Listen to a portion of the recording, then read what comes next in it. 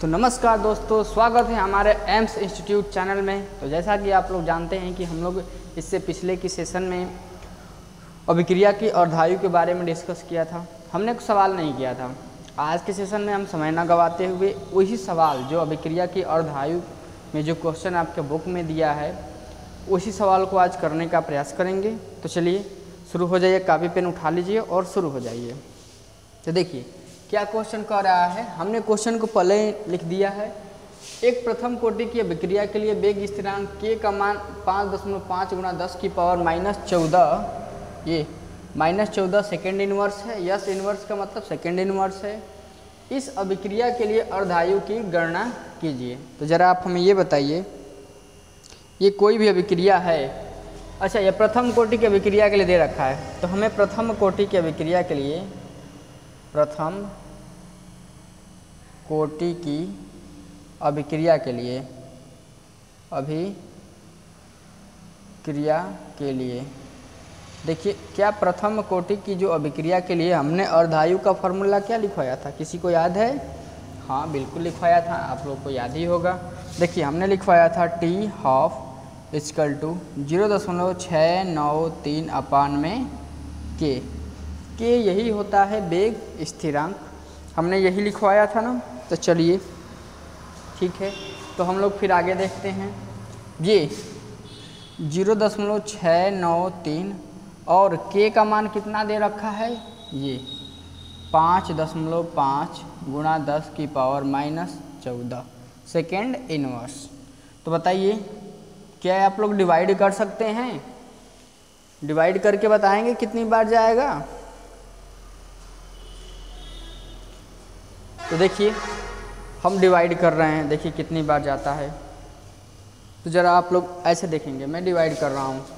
देखिए ये है 0.693 बटा में, क्या इसको कुछ इस टाइप से लिखा जा सकता है क्या? 6.93 गुणा 10 की पावर -1 अपान में इसको 5.5 है गुणा 10 की पावर -14 है। क्या ऐसे लिखा जा सकता है? फिर जब ऐसे लिखा जा सकता तो ये है 6.93 गुणा 10 की पावर -1, आइए 10 की पावर -14 ऊपर जाएगा तो 10 की पावर 14 बटा में क्या होगा 5.5। फिर क्या हो जाएगा? अब देखिए ये तो घाते घट जाएगा तो बचेगा 10 की पावर 13। यहाँ पर क्या बचेगा देखिए, अब 6.93 में 5.5 से डिवाइड करेंगे तो हमको पता है कि ये 6 है ना, एक बार तो जाएगा ही जाएगा। इसके बाद दशमलव लगा देंगे 2 और 6 बार जाएगा। और इसका जो सेकेंड है ना, सेकेंड इनवर्स ऊपर जाएगा तो सेकेंड हो जाएगा। यानी जो T½ है ना, T½ यानी अभिक्रिया की अर्धायु कितना आया 1.26 गुणा 10 की पावर 13 सेकेंड। क्या इसमें किसी को कुछ डाउट है? बताएंगे। यही हमारा आंसर हो जाएगा इस क्वेश्चन का। विदिन सेकेंड के अंदर हमने इस क्वेश्चन को सॉल्व कर लिया। क्या किसी को दिक्कत है कुछ? Everyone said.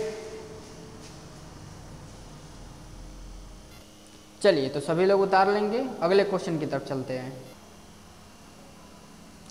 चलिए तो अगला क्वेश्चन ये आपके बोर्ड पर है, तो पढ़ेंगे इस क्वेश्चन को। हम लोग समय न गवाते हुए जल्दी जल्दी क्वेश्चन को करेंगे। तो देखिए, दर्शाइए कि लिखा है क्वेश्चन, दर्शाइए कि प्रथम कोटि की अभिक्रिया में 99.9% अभिक्रिया पूर्ण होने में लगा समय अर्धायु, यानी अर्धायु का मतलब T1/2 या फिर इसी को T½ बोला जाता है, का 10 गुना होता है। देखिए क्वेश्चन देखने में तो थोड़ा सा कन्फ्यूजन लग रहा है, लेकिन आप ऐसे समझिए कि प्रथम कोटि की अभिक्रिया में 99.9% पूर्ण होने में, यानी अगर वो चीज़ कुछ इस प्रकार है कि जैसे हम कहें कि वो 99.9% पूर्ण हो रहा है तो कुछ ना कुछ तो बचेगा। ये प्रतिशत में दिया है, मात्रा जो है ना ये परसेंटेज में दिया है, इसको सबसे पहले फ्रैक्शन में चेंज कर लेंगे। तो देखिए तो क्या लिखेंगे, विघटित मात्रा, विघटित मात्रा कितनी है भाई साहब? तो ज़रा आप हमें ये बताइए, विघटित मात्रा 99% है ना, 99.9%। इसका मतलब क्या हुआ 99.9 बटा में 100। इसको क्या फिर लिख सकते हैं, ये प्रारंभिक मात्रा का है ना, प्रारंभिक मात्रा का इतना भाग है ना। चलिए विघटित मात्रा हम क्या कर सकते हैं, ये इतना प्रारंभिक मात्रा का है, r 0 का है, इक्वल टू इतना क्या हो जाएगा, प्रारंभिक मात्रा का हो जाएगा।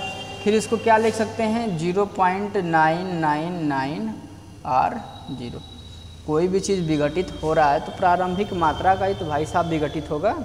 चलिए ठीक है, तो शेष बची मात्रा क्या हो जाएगी, शेष बची मात्रा।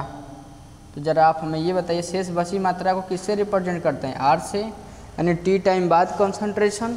ठीक है, तो ज़रा आप हमें ये बताइए r बचेगा कैसे, जब प्रारंभिक मात्रा में से जो विघटित हो रहा है उसको घटा दें, 0.999 r0 घटा दें तभी तो बचेगा। क्या हमारी बातों से सभी लोग सहमत हैं? जी बिल्कुल।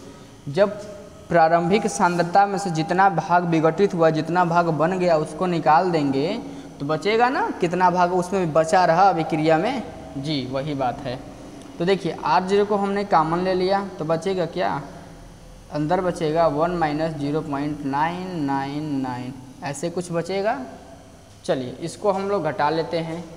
घटाने का तरीका ऐसे होता है, 1.000 में से 0.999 हमें घटाना। ये इसको कैरी ऐसे देते हुए यहाँ पर जाएगा, 10 में से 9 जाएगा 1, यहाँ पर 0, यहाँ पर 9 में से 9 जाएगा 0, ऐसे कुछ बचेगा। क्या हमारी बातों से सहमत है सभी लोग? बिल्कुल। तो क्या हो जाएगा, इस R कंसंट्रेशन का मान क्या हो जाएगा, R0, और कोष्टक में क्या बचा है 0.001। क्या हमारी बातों से सहमत हैं सभी लोग? जी बिल्कुल। तब प्रथम कोटि की अभिक्रिया के लिए आपने क्या पढ़ा है, प्रथम कोटि की अभिक्रिया के, ये तो R का मान है ना। चलिए तब प्रथम कोटि की अभिक्रिया के लिए, प्रथम कोटि की अभिक्रिया के लिए, तब देखिए प्रथम कोटि की अभिक्रिया के लिए आपने क्या पढ़ा है, K इक्वल टू पढ़ा है 2.303 अपान में T। ठीक है, T log R0 अपान में इनिशियल कंसंट्रेशन अपान में T टाइम बाद का कंसंट्रेशन। देखिए K बराबर निकाल लेंगे यहीं से, क्या 2.303 अपान में T log, जरा आप हमें R0 का मान तो R0 ही रहेगा प्रारंभिक सांद्रता, R का मान कितना हो गया 0.001 R कंसंट्रेशन। ऐसे R0 से R0 ख़त्म, बचा क्या, K बराबर आपका बच गया 2.303 अपान में T log, ये यहाँ पर 1 बच गया, और इसको लिख सकते हैं 1 गुणा 10 की पावर -3। देखिए यहाँ 3 दशमलव है ना, यहाँ से उठाकर इधर ले जाएंगे तो ये हो जाएगा 1 गुणा 10 की पावर -3। इसी -3 को ऊपर ले जाएंगे तो देखिए कुछ इस टाइप से बनेगा, ये K इक्वल टू बनेगा 2.303 बटा में T, ये log 10 की पावर 3। क्या ये 10 की पावर -3 नीचे से ऊपर जाएगा तो 10 की पावर 3 हो जाएगा। इसके बाद हमने log का एक रूल्स पढ़ा है कि जब log m की पावर n होता है तो इसको n log m लिखा जा सकता है, यानी n जो घातांक है ना वो आगे आ जाता है गुणांक में। तो K इक्वल टू क्या कर देंगे 2.303 अपान में T log हो गुणा 3 log 10 आ जाएगा। क्या हमारी बातों से सभी लोग सहमत हैं? तब क्या हो जाएगा, यही K बराबर इसी 3 का इसमें मल्टीप्लाई कर देंगे तो देखिए तितली का 9 हो जाएगा 0, फिर तितली का 9 और फिर 3 दूना के 6.9 आ जाएगा, और log 10 का वैल्यू हमें पता है 1 होता है, गुणा 1 अपान में T हो जाएगा। क्या यहाँ तक सहमत हैं?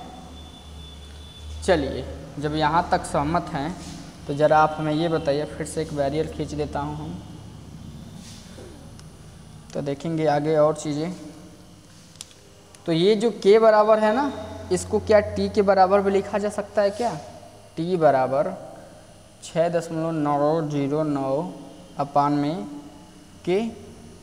क्या भाई साहब 1 का मल्टीप्लाई करेंगे तो सेम हो जाएगा, और यहाँ पर टी की जगह पर हमने के लिख दिया, दोनों को, इसको इधर ट्रांसफ़र कर दिया, इसको इधर ट्रांसफ़र कर दिया।